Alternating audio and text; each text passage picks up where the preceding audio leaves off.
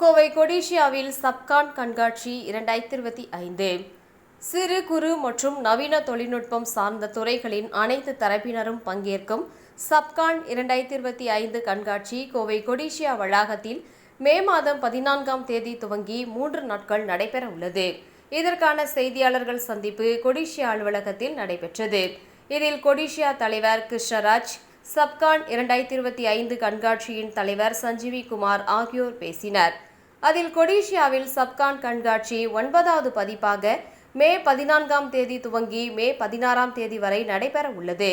கண்காட்சியை பிரிக்கால் நிறுவனத்தின் தலைவர் வனிதா மோகன் துவக்கி வைக்க இருப்பதாகவும், இந்த கண்காட்சியில் கோவை உள்பட பல்வேறு பகுதிகளைச் சேர்ந்த சுமார் 1 லட்சத்திற்கும் மேற்பட்ட பதிவு செய்த மற்றும் பதிவு செய்திடாத சிறு குறு மற்றும் நடுத்தர தொழிற்சாலைகள் தங்களது உற்பத்தி மற்றும் தொழிலை பொருளாதார வளர்ச்சியில் மேம்படுத்த இக்கண்காட்சி பெரிதும் உதவ உள்ளது.